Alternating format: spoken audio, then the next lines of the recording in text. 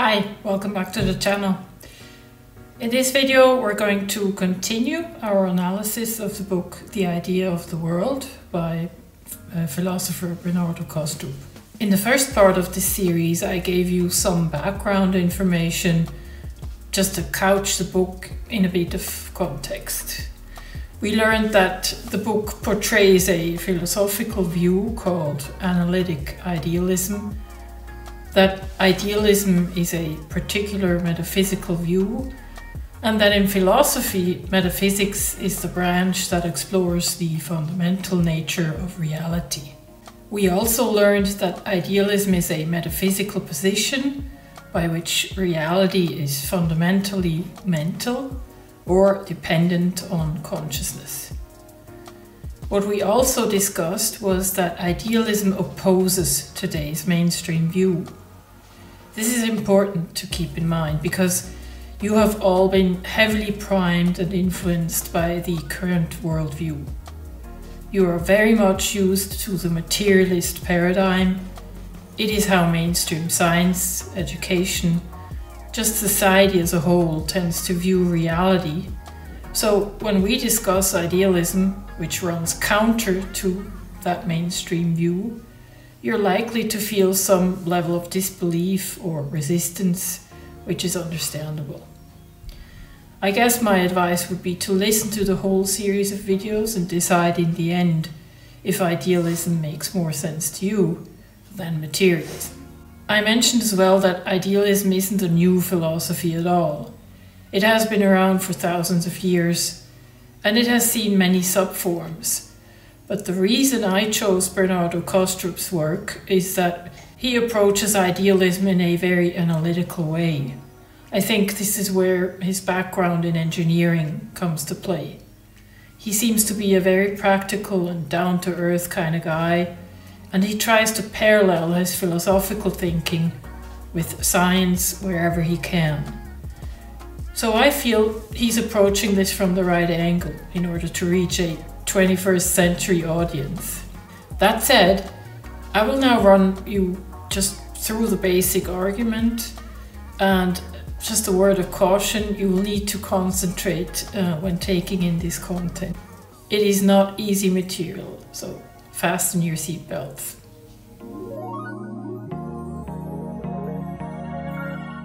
In a way, this whole book is Kastrup's argument, so it takes some unpacking and rearranging to break this down into understandable bits that we can dive into if needed. But let's just try and lay out a sort of red thread so you can get an overview of where he's going with this. So I picked 12 statements and put them in a certain order in the hope to make this more intelligible. I will run you through the statements and comment on them when necessary.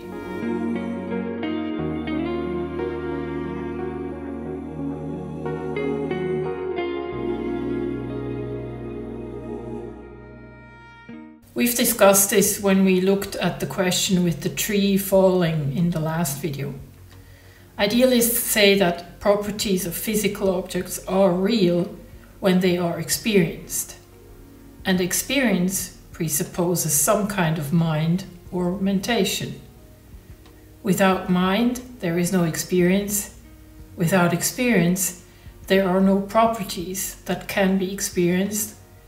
Without properties, there are no physical objects.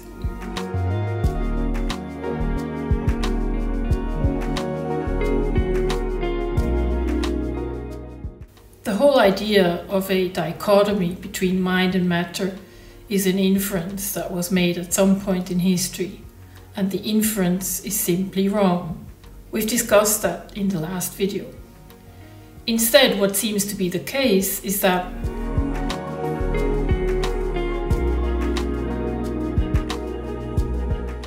which allows for the inference that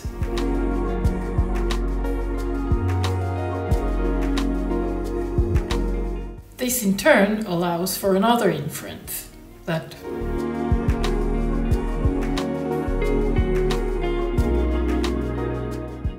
this prevents the misconception of solipsism, the idea that, well, if everything is mental, then is the world just my imagination? After all I can be sure of is that I have experiences. In other words, this statement attempts to preempt solipsism, the idea that only the individual's own consciousness and experiences are sure to exist, and the skepticism or denial about the existence of other minds. I think the statement also nudges us to take a less anthropocentric view, meaning we should decouple the term mind from the idea of an individual, and instead think.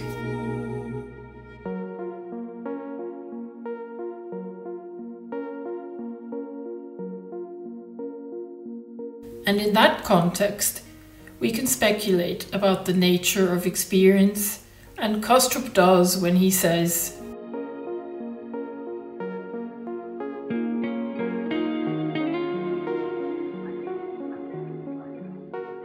what is important to note is that mind is to be understood as continuum as well, which leaves room for a wide variety of levels of excitation and hence levels of experience.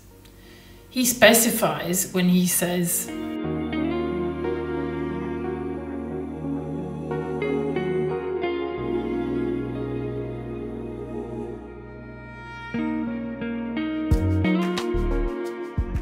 again, this points to the assumption that in order for there to be experience, there needs to be a center of experience, such as a self, that a mind needs to be able to be conscious of that self, and that self must be capable of observing its own thoughts. We will come back to this point because we will have to clarify what we regard as life form and what life forms we can plausibly award experience to.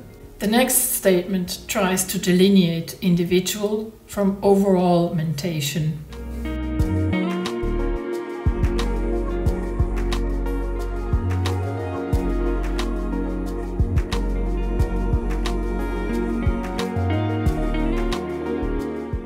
As I said already, we will need to discuss what delineates an experiencing subject. This is a well-known problem in philosophy. It is called the boundary problem for experiencing subjects, and that is tied to the so-called combination problem. The combination problem is the problem of how precisely fundamental constituents of consciousness or of conscious mind can compose, constitute, or give rise to the individual conscious mind. But let's move on in our line of argument.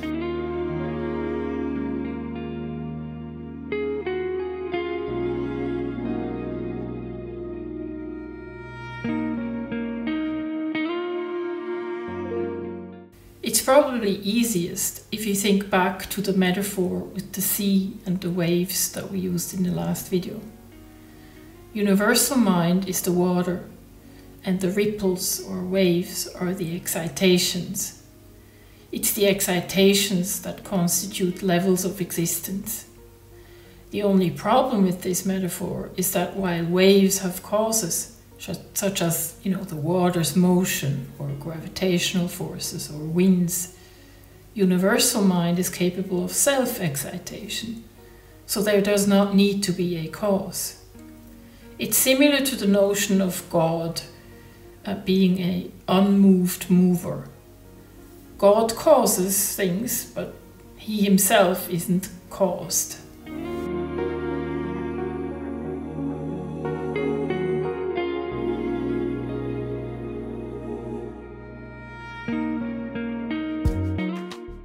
This is a key inference in Kastrup's argument, and I'll have to explain this in detail later in the video. I will have to explain what he means by dissociation and by alters.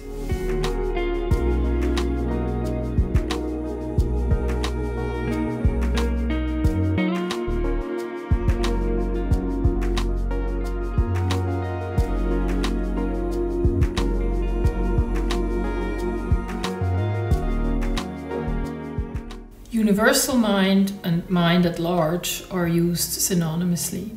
It means the same thing. Okay, that's a lot of information. I will show you the 12 statements again now, 6 at a time. So you can take either a screen grab or just read through them once more. And then we'll discuss some of the things that need further explanation.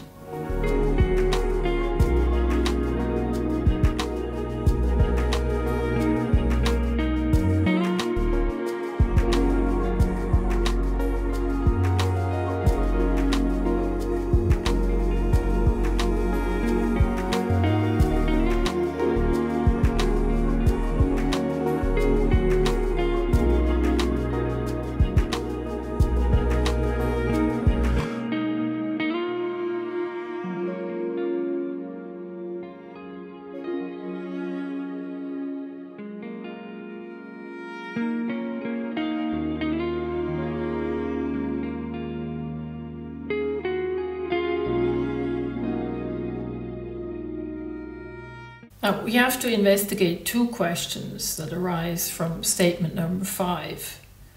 The whole universe is mind, but not in your individual psyche alone. The 2 questions that arise are: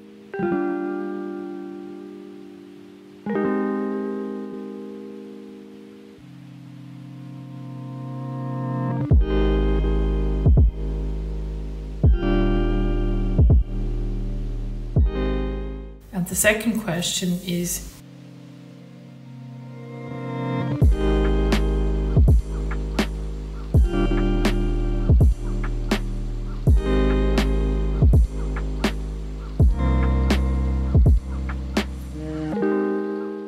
you know, if everything is one large mind soup, how are we to conceive of a finite mind within that universal mind? Kastrup infers that the physical universe is accompanied by conscious inner life at some level, which is not to say that all physical things, such as for instance a thermostat, have separate conscious inner lives at their own level. The other thing Kastrup proposes is that the total of the physical universe could be conscious and unitary at a universal level.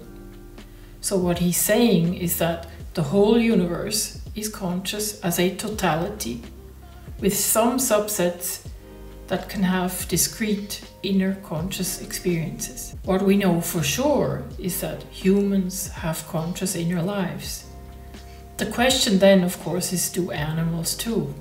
What about plants or rocks? What about atoms or subatomic particles? What is clear is that we must find something in nature to ground an experiencing subject. This something must have structural and functional characteristics that allow us to differentiate it from everything else. And Kastrup proposes that this something, this category, is metabolizing life. So whatever unit is able to metabolize is presumed to have a conscious inner life. That means we would have to draw the line at the level of single-celled organisms. So single-celled organisms would be considered conscious since they metabolize, but rocks, for instance, would not be considered to have conscious experiences. Now that answers our first question. But how about the second one? The one where we ask about the relationship between a finite mind and the all-encompassing universal mind. To answer that question, Kastrup delves into a concept from psychology. And that's what we will look at next.